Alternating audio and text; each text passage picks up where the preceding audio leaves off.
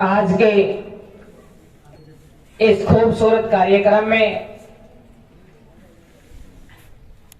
मैं भी आरएसएस से बड़ा जुड़ाव रखती हूं। अश्वनी सर, अश्वनी बजाज जी, जिन्होंने वास्तव में बहुत ही खूबसूरत बातें बताई। मेरे बड़े भाई सिर्फ प्राइवेट स्कूल संस्था ही नहीं चलाते, पूरे हरियाणा की प्राइवेट स्कूलों की जो लीडरशिप करते हैं, मैं गर्व के साथ कहती हूं, जब भी अखबार में पढ़ती हूं, सत्यवान कुंडू भाई साहब जो मेरे को बहुत ही ज्यादा हमेशा मोटिवेट करते हैं। अनिल सर,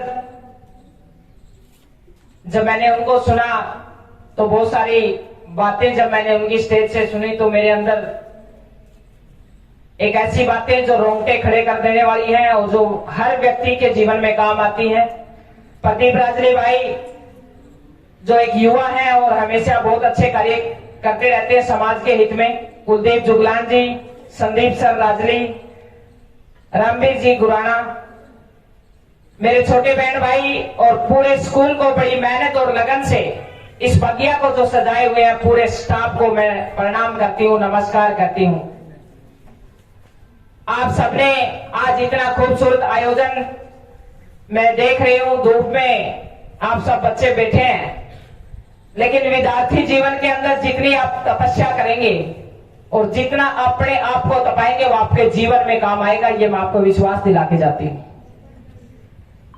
आप सौभाग्यशाली हैं। मैं प्राउड के साथ कहती हूं, मैं गर्व के साथ कहती हूं, मैं हिंदुस्तान की बेटी हूं और मेरा हिंदुस्तान सोने की चिड़िया है, था और रहेगा। क्योंकि जो 6 ऋतुओं का आनंद हम लेते हैं, मैं अंटार्कटिका गई, 6 महीने रात 6 महीने दिन, इतने मोटे मोटे कुर्ते लोगों के शरीर पर तो वही नहीं उतरे, जहां जीवन यापन नहीं है। जितने भी लोग वहां काम कर रहे हैं वो रात 6 महीने रात 6 महीने दिन इस मौसम का आनंद लेने के लिए वो तरस रहे हैं। मैं जब अलास्का, देनाली, अमेरिका गई, वहां भी यही हालात, 6 महीने दिन 6 महीने रात। किसी भी देश के अंदर गई, 7 महाद्वीपों में जब गई तो मुझे मेरा सबसे ज्यादा खूबसूरत यदि देश लगा तो वो हिंदुस्तान लगा, जहां पर विभिन्न प्रकार की ऋतु और विभिन्न प्रकार की वेशभूषा हो जाती है।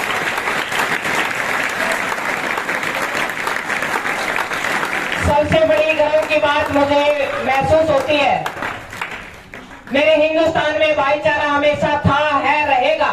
यहाँ पर कभी भी कोई जातिवाद का मैं वो नहीं कहूंगी, क्योंकि मैं तो मेरे गांव के अंदर शायद भाई साहब बैठे हैं। मेरा गांव वैसे तो आज पूरे हिंदुस्तान की बेटी होने का सौभाग्य प्राप्त हुआ, लेकिन मेरा गांव फरीदपुर है। मेरे दादा, मेरे चाचा, मेरे ताऊ, मेरे माँ बाप ने मेरे को एक ही बात सिखाई है, ये तेरा दादा है, ये तेरा चाचा है, ये तेरा ताऊ है। मुझे नहीं पता मेरे गांव में कितनी जातियां हैं, कितने धर्म है। मेरे गांव में मेरे को ये पता है, ये मेरे दादे हैं, मेरे चाचे हैं, मेरे ताऊ है। ये मेरे घर में मुझे सिखाया गया है। कुछ कहना नहीं चाहूंगी, स्कूल का प्रोग्राम है, कुछ पार्टियां आती है, मैं नाम नहीं लेती, राजनीतिक पार्टियां आती है, वो जातिवाद के नाम पे, धर्म के नाम पे आकर के हमने कुछ समय के लिए हमने बरगला के चली जाती है और उसका भुगतान हम लोगों ने करना पड़ता है। वो आएंगे अपना वोट बैंक पूरा करने के लिए और अपना जीत के चले जाएंगे। लेकिन मैं एक बात कहती हूँ, आप सभी फील करना, आप सब बच्चे, जब हमारे घर में कोई भी समस्या आती है, क्या आपके साथ सबसे पहले कौन खड़ा होता है? सबसे पहले हमारा पड़ोसी हमारे साथ खड़ा होता है। बच्चे किसी भी जाति का और रिश्तेदार, बाकी भाईचारा बाद में आता है। मेरे हिंदुस्तान की एक खूबी है, मेरा हिंदुस्तान हमेशा अलग हमारी संस्कृति से जाना जाता है। हमारी संस्कृति हमारी सबसे बड़ी मजबूती है। जब हमारा देश गुलाम हुआ तो अंग्रेजों ने कहा अगर हिंदुस्तान को तोड़ना है तो सबसे पहले हमने इनकी संस्कृति को तोड़ना होगा। आज मैं गांव में जाती हूं, देखती हूं कि गांव के अंदर आज हमारी जो कढ़ौनी बिलोनी वो चीजें हैं वो आज समाप्त होती जा रही है। मैं चाहती हूं कि दोबारा से वो लौटे, वो हम जहां दूध दही का खाना, वो मेरा हरियाणा।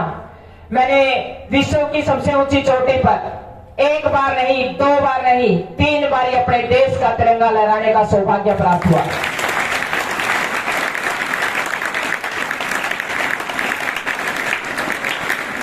जब मैंने अपने गेम की शुरुआत की तो मेरे जितने भी साथी थे, जितने भी सारे क्लाइंबर फॉरनर थे, बाहर के लोग ज्यादा क्लाइंबिंग करते हैं, क्योंकि हमारे देश के लोग ज्यादातर कबड्डी खेलते हैं, खो खो खेलते हैं, कुश्ती खेलते हैं। जब मैंने इस एडवेंचर की शुरुआत की और मैंने अपने साथियों को बताया, मेरी इतनी इंसल्ट की थी और इतना मजाक किया था कि क्या कह रही है रीता, पता नहीं किस चीज की बात कर रही है।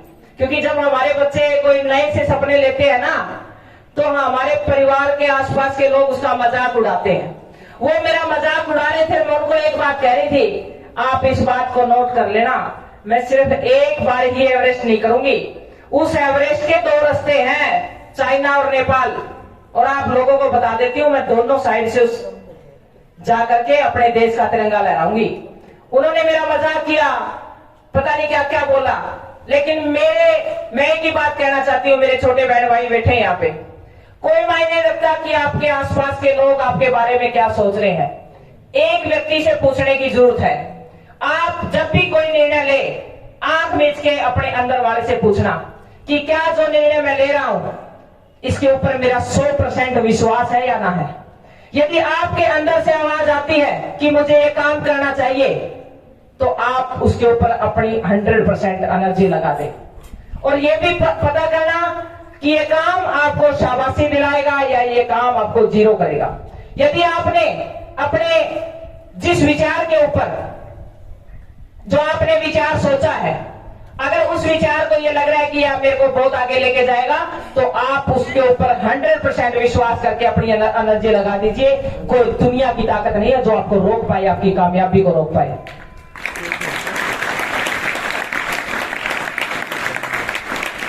स्वामी विवेकानंद की मैंने एक किताब पढ़ी थी, उसके अंदर लिखा था इंसान के अंदर सबसे ज्यादा एनर्जी कहां से आती है, इंसान कब सबसे अलग बनता है। इंसान जो भी काम करता है वो विचारों के ऊपर करता है, नेगेटिव हो चाहे पॉजिटिव हो, 2 तरह के विचार आते हैं। मैं अमेरिका तक कैसे गई, एक आम से घर में जन्म लेकर के, बहुत ही अभाव, विपरीत हालात, 12 साल की उम्र में पिता गुजर गए, मेरी मां चारपाई पे पड़ी है, घर में कोई बताने वाला नहीं है, मैंने बरवाला तक का रास्ता नहीं पता था, मैं बरवाला कैसे आऊं। मेरे पास के लगता गांव दौलतपुर है, मुझे ये नहीं पता था मैं दौलतपुर कैसे जाऊंगी। लेकिन मेरे अंदर विचार थे, मेरे अंदर इच्छा शक्ति थी, मेरे अंदर एक पावर थी। वो कहां से आई, मेरे घर में रागनियां बजती थी। हरियाणा प्रदेश है, रागनियां बहुत ज्यादा सुनी जाती है।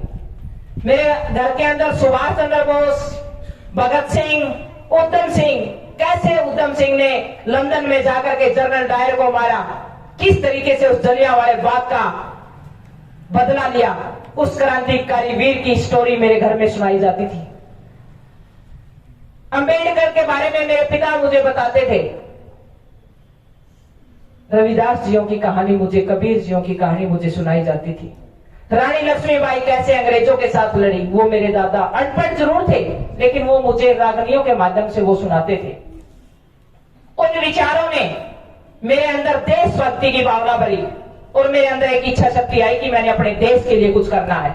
मैं छोटी सी कहने लगी कि मैं अपने देश के तिरंगे को बहुत ऊंचे लेके जाऊंगी, बहुत ऊपर लेके जाऊंगी। ये नहीं पता था किस माध्यम से जाऊंगी, क्योंकि अपने तो आसपास कहीं भी माउंटेन नहीं है।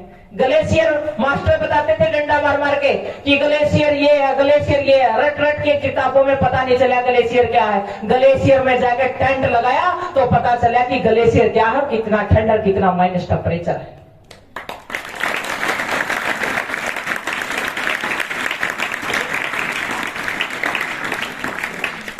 एक किसान की बेटी और मजदूर की बेटी उस संघर्ष को भी जानती हूं कि एक किसान, बहुत सारे बच्चे, बहुत सारे युवा, बहुत सारे समाज के चाचे ताऊ मुझसे पूछ लेते कि अनीता बेटा इतनी ऊर्जा कहां से लेके आती हो। मैं बड़ी हंसके से, इतनी प्रेरणा कहां से लेती हो, इतनी मोटिवेशन कहां से लेती हो, हमेशा ऊर्जा में भरी रहती हो, कहां से सीखती हो, ये प्रेरणा कहां से मिलती है। मैं बड़ी हंस के उनको जवाब देती हूं कि किसान की बेटी हूं, मजदूर की बेटी हूं। जब मेरे पिता खेत में जाते थे और मेहनत करके बड़ी मुश्किल से अन्न बो करके आते थे, और ये परमात्मा, ये नीले अंबर वाला बारिश कर देता था, फसल इतनी बारिश हो जाती थी कि फसल करंट हो जाती थी। शायद करंट शब्द आप समझ नहीं पाए, उसके बाद फसल नहीं होती थी। अगर 2-3 दिन के बाद बारिश हो जाए हफ्ता भर में तो फसल नहीं उगेगी। और वो फिर मायूस होकर के चूल्हे के पास बैठ के मेरी माँ के पास और नो कहता भगवान इब यू बीज गलत ले आऊंगा, इतना महंगा बीज लेकर बोया था, इब दोबारा क्यों कर बो के आऊंगा।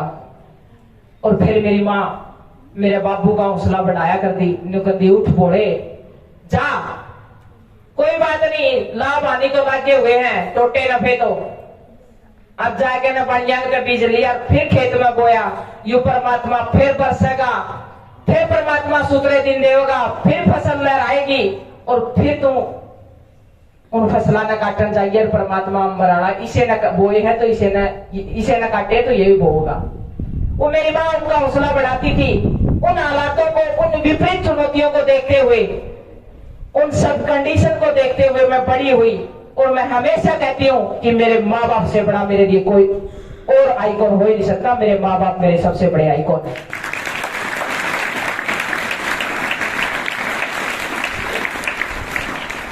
कोई व्यक्ति अच्छे से रेहड़ी लगा रहा है, साफ सुथरी रेहड़ी लगा करके फ्रूट बेच रहा है बड़ी मेहनत और लगन से, और उसकी इच्छा शक्ति है कि मैं सांझा तक 1000 रुपया फ्रूट पक्के बेच दूंगा, और उसका बोलने का लहजा, ग्राहक को बात करने का तरीका, वहां से भी मैं मोटिवेट होती हूँ। कोई टीचर अपने इन बच्चों को अपने बच्चे समझ करके प्यार करके, जैसे सत्यवान भाई साहब मैं जब देखती हूँ कि उन्होंने इस स्कूल को, इस बगिया को, ये वैसे नहीं खड़ी हुई है, इतनी मेहनत और लगन से अपने बच्चे मान करके इनको पढ़ाया है, तो मेरे को यहाँ से प्रेरणा मिली।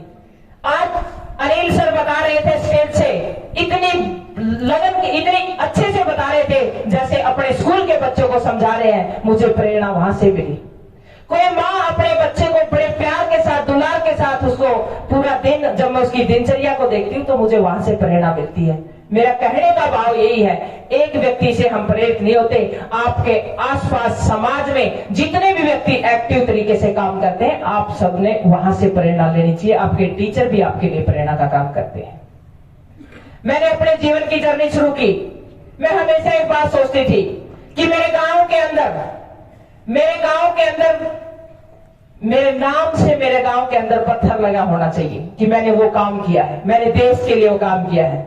आज मुझे बड़ा अच्छा होता है जब मेरे गांव के अंदर एंट्री होती है। मैं धन्यवाद करना चाहती हूँ हरियाणा सरकार का, जिन्होंने गांव गांव में जाकर के गौरव पट लगाए। उस गौरव पट के ऊपर सबसे पहला नाम मेरा लिखा हुआ है। मुझे बड़ी खुशी होती है, मुझे बड़ा अच्छा लगता है।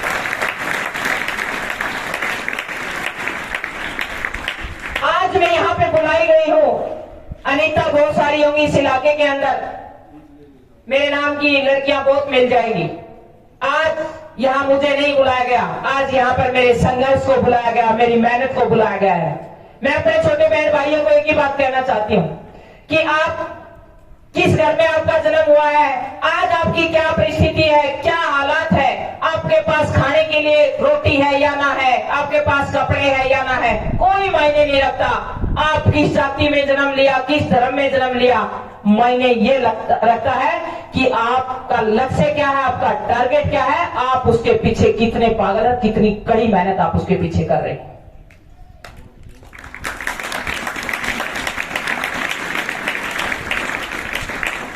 सबसे पहले विचार मेरे दिमाग में, एवरेस्ट करने का विचार सबसे पहले कहां आया? सबसे पहले मेरे दिमाग में आया। वो झंडा जो मैंने विश्व की सबसे ऊंची चोटी पर लहराया, वो सबसे पहले मेरे दिमाग में लहराया। मेरे दिमाग में मैंने उस सपने को क्लियर किया, उसके बाद उसके ऊपर फिर मैंने काम किया, तब जाकर के वो विश्व की सबसे ऊंची चोटी पर चढ़ा, लहराया। उसके बाद मेरे घर में मेरे चाचे ताऊ, मेरे आसपास में समाज के लोगों ने ये नहीं पता कि सातों महाद्वीप कैसे जाएंगे। उन सातों महाद्वीपों को जिस पे भी मैं गई हूँ, सबसे पहले वो खाका मेरे दिमाग में तैयार हुआ, मेरे विचारों में तैयार हुआ, उसके बाद जाकर के मैंने वो क्लाइम किया। मेरा कहने का भाव मेरे छोटे बहन भाइयों को यही है कि कोई भी चीज पहले आपके दिमाग में विचार के रूप में तैयार होती है।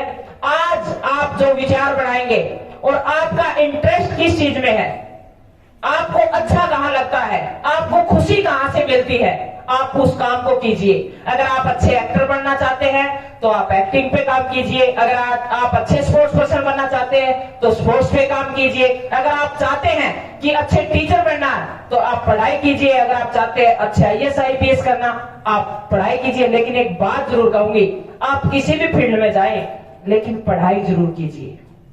पढ़ाई आपको, किताबें आपकी सबसे अच्छी साथी हैं।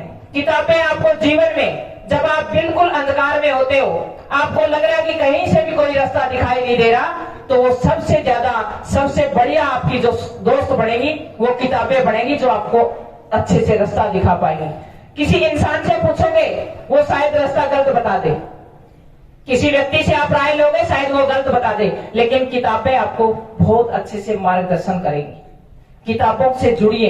आपके पास एक बस्ता है छोटा सा, ये आपकी जिंदगी को बदल सकता है, ये आपके जीवन की दशा और दिशा दोनों को बदल सकता है। ये आपके ऊपर डिपेंड है। आज मैं किसी बच्चे से मिली थी, अभी पीछे स्कूल में थी, एक छोटा सा बच्चा मेरी गाड़ी के पास आके रुका और मैंने उससे प्यार से पूछ लिया, वो बोलना चाह रहा था, मैंने पूछ लिया क्योंकि मेरा लगाव बहुत ज्यादा है समाज के प्रति। मैंने ठोकरें खा खा करके जीवन में मैं भी चाहती थी मुझे कोई गोद में प्यार करे मेरे पिता के जाने के बाद। मैं चाहती थी कोई मेरी भावनाओं को समझे, कोई मैं जो करना चाहती हूँ उसको कोई उड़ान देने वाला मिल जाए। और जब मुझे बच्चे दिखाई देते तो मेरे को मेरी अपनी तस्वीर दिखाई दे जाती है और उस बच्चे की फीलिंग को, भावनाओं को मैं बहुत अच्छे से समझ जाती हूँ। एक बच्चा मेरी गाड़ी के पास आया और मैंने उससे प्यार से पूछा कि आपका नाम क्या है, तो उसने बताया मेरा नाम गौरव है। मैंने कहा आप इतने भावुक क्यों हो रहे हो, आपकी फैमिली में कौन कौन है? उसने बताया मेरे पिता शराबी हैं और मेरी माँ अपाहिज है, 100% अपाहिज है और मैं पढ़ना चाहता हूँ।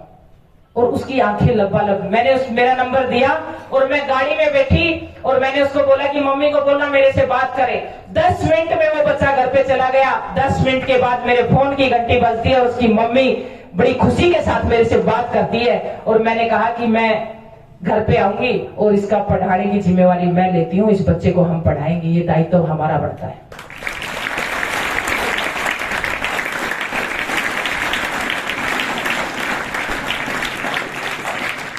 मैंने कहा कोई बात नहीं, पिता शराब पीते तो हम उसको भी समझाएंगे, लेकिन आज के बाद जब भी तुझे कोई समस्या लगे, कोई परेशानी तेरे जीवन में आए तो फोन मिलाएगा और मेरे से बात करेगा। आज से माँ बाप में आपकी माँ बाप मैं हूं।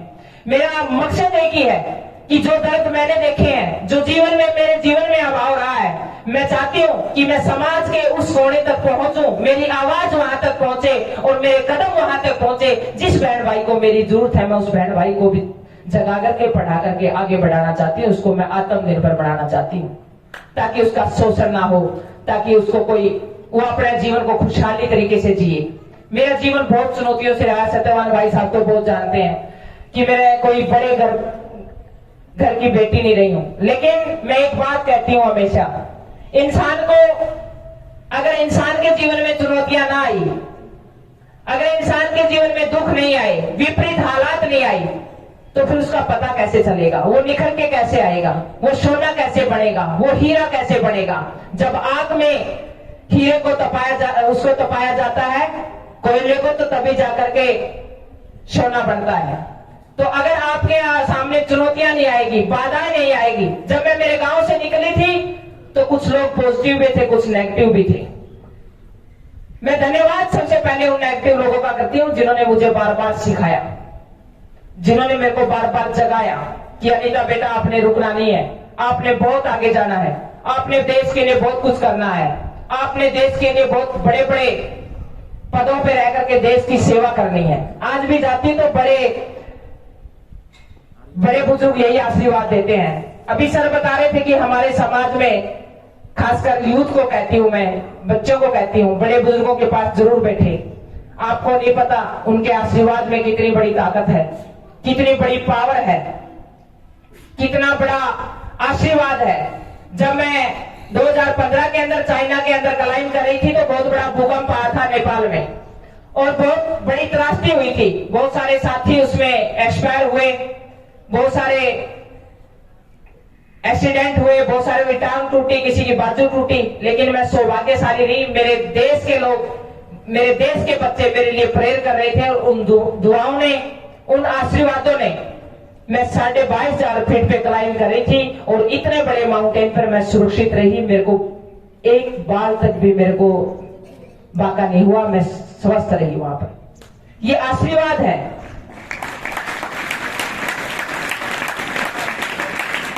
मैं इतना ही कहना चाहूंगी आप सभी को कि अपने जीवन में अच्छी संगत में बैठिए, अच्छे लोगों के शरण में रहिए और जहां आप जाना चाहते हो आपसे बड़े लोगों में बैठिए जो आप बनना चाहते हो।